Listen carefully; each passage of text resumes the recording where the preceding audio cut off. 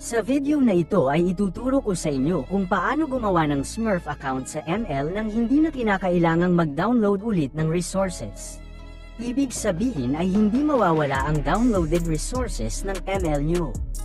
Bago natin simulan ay siguraduhin nyo muna na nakakonect na yung main nyo sa kahit isa lang sa mga ito. Dahil kung gagawa kayo ng Smurf account tapos hindi nakakonect ang inyong main account sa kahit isa sa mga yan ay hindi nyo na ulit ito mabubuksan. Kaya kung hindi pa nakakonect ang main nyo ay connect nyo muna bago kayo gumawa ng Smurf account. May mga video tayo dyan sa description kung hindi nyo alam kung paano mag-connect. So kung ayos na ang lahat ay simulan na natin. Sa method na ituturo ko sa inyo ay gagamit tayo ng application na kung tawagin ay clone app. Kaya kailangan muna nating pumunta sa Play Store para i-download ang app na ito. Search lang natin ang clone app.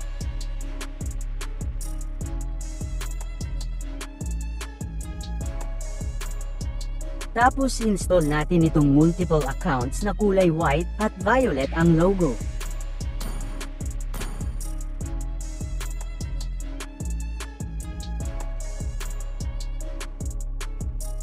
Sa oras na matapos na ay open lang natin. I-click ang agree and continue. Tapos allow. Kung nakikita nyo ay naka-clone na agad ang Mobile Legends, pero kung sakaling hindi agad naka-clone ang sa inyo ay ganito lang ang gagawin. Tap ang plus button. Hanapin ang ML, then add.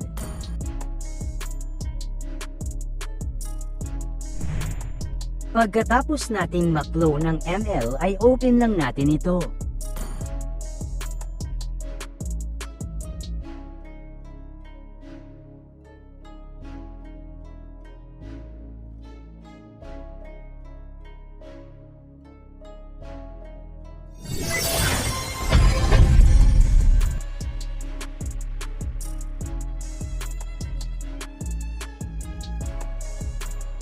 Huwag niyong pansinin ang create character na yan. Kahit mag-create character na kayo dyan ay hindi pa rin kayo makakagawa ng Smurf account dahil nga-clone lang ang Mobile Legends na inopen natin na to. Para tuluyan na tayong makagawa ng Smurf ay punta tayo dito sa Switch account. Then login natin yung ML account na nakalagin ngayon sa original na Mobile Legends application natin. Sa Facebook nakakonect yung sakin kaya dito ako.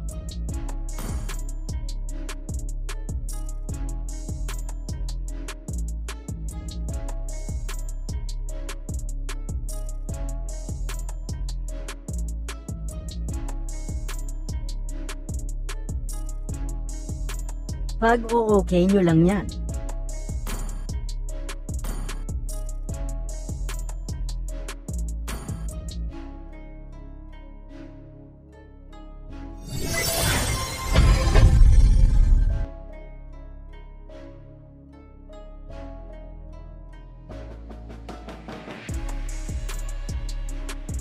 Punta tayo ngayon sa account settings.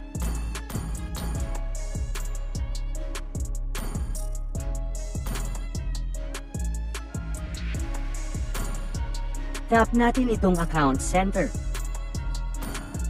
Sunod, device management. Then tap lang natin itong log out all. Kung babasahin natin itong kulay pula, mukhang nakakakaba, di ba? Huwag kayong mag-alala. Ang ibig sabihin lang naman yan ay malalag out ang mga account natin sa lahat ng mga devices na nakalagin ang account natin. Log out lang, hindi delete. Kaya mababalikan pa natin. Kung nagkakaintindihan na tayo, ay confirm na natin. Pagka sign up, ay close na natin ang clone app na Mobile Legends na to.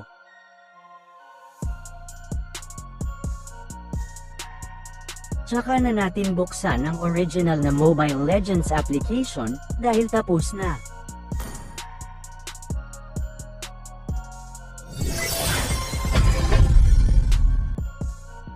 At yan, kung nababasa nyo, your login information on this device has been removed. Dahil yan sa ginawa natin kani-kanina lang.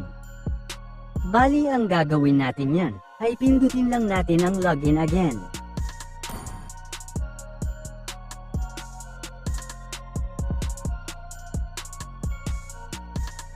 Kung sakaling ayaw matapos ng loading ng sa inyo tulad ng sakin, ay close at open nyo lang ulit ang application.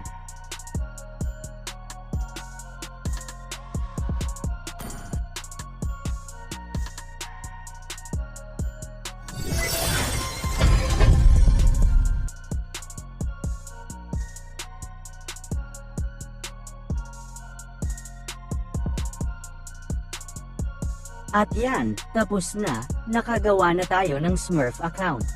Create character lang ako para pakita sa inyo na hindi talaga nawala ang resources ng ML ko. Nga pala, pwede nyo nang delete yung clone app na ginamit natin.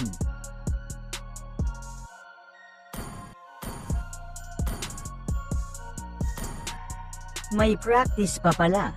Fast forward ko na lang ito para hindi kayo mainip. Ayoko kasi i-cut baka isipin nyo na nang daya ako.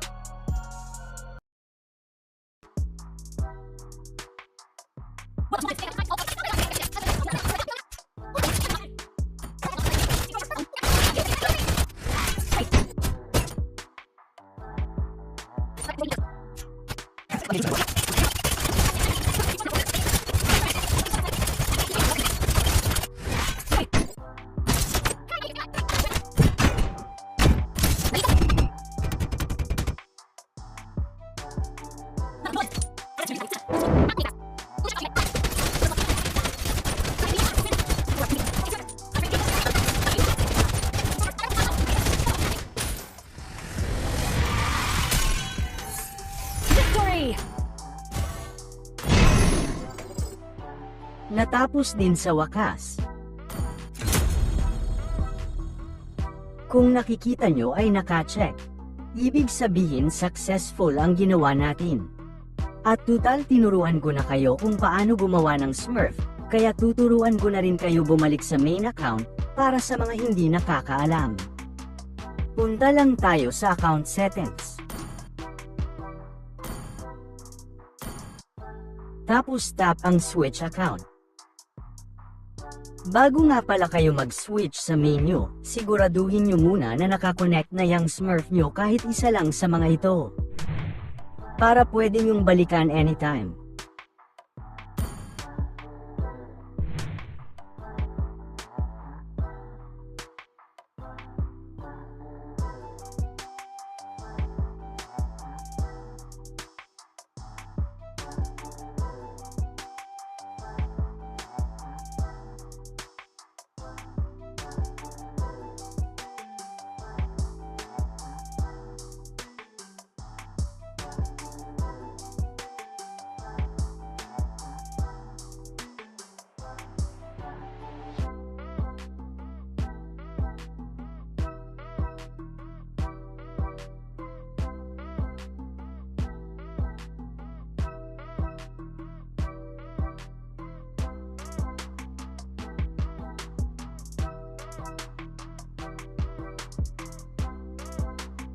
Yan lang guys, sana nakasunod lahat at matagumpay na nakagawa ng Smurf account.